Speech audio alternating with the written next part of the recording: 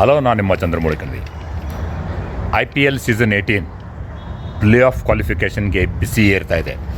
ನಮ್ಮ RCB ಏನು ಬಿಡಿ, top of the table finish ಆಗೋದು 100%. ಒಂದೇ ಒಂದು ಆತಂಕ ಏನಂತಂದರೆ, ಈಗ ರೀಸೆಂಟ್ ನ್ಯೂಸ್ ಪ್ರಕಾರ RCBಯ ಟಾಪ್ ಆರ್ಡ್ರಲ್ಲಿ ಇರುವಂಥ ಏಕೈಕ ಲೆಫ್ಟ್ ಹ್ಯಾಂಡರ್, ಟಾಪ್ ಫಾರ್ಮಲ್ಲಿರುವಂಥ ದೇವದತ್ತ ಪಡಿಕ್ಕಲ್ ಅವರು ಇಂಜೂರ್ಡ್ ಆಗಿದ್ದಾರೆ.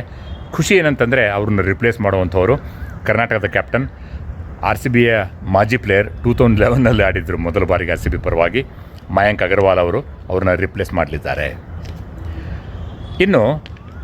ಇನ್ನೊಂದು ಸಣ್ಣ ಆತಂಕ ಅದೇನೆಂದರೆ, ಓಪನರ್ ಫಿಲ್ ಸಾಲ್ಟ್ ಹಾಗೂ important fast bowler Josh Hazlewood ಅವರ ಫಿಟ್ನೆಸ್ ಬಗ್ಗೆ ಇನ್ನೂ ಅಪ್ಡೇಟ್ ಕ್ಲಿಯರ್ ಆಗಿಲ್ಲ. ಬರೀ ಕೊಹ್ಲಿ ಅಲ್ಲ, RCBಯ ಬ್ಯಾಟರ್ಸ್ ಫಿನಿಷ್ ಮಾಡ್ತಾರಲ್ಲ, ಅವರಂತೂ ಉತ್ತುಂಗದಲ್ಲಿದ್ದಾರೆ. ಈಗ ಅತ್ತ LSG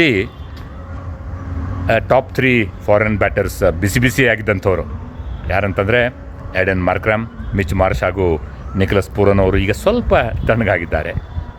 27 ಕೋಟಿ ವೇರ ಕ್ಯಾಪ್ಟನ್ ರಿಷಬ್ ಪಂತ್ ಅಂತೂ ಈ ಸೀಸನ್ ಮುಗಿದ್ರೆ ಸಾಕು ಅಂತ ಅಂದ್ಕೊಳ್ತಾ ಇರ್ಬೋದು ಅಂತ ಅನಿಸುತ್ತೆ. LSGಯ ಇಂಡಿಯನ್ ಬೌಲರ್ಸ್ಗೆ ಕನ್ಸಿಸ್ಟೆನ್ಸಿ ಇಲ್ಲ.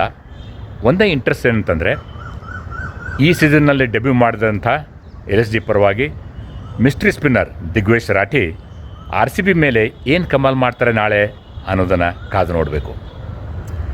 ಅಂತೂ RCB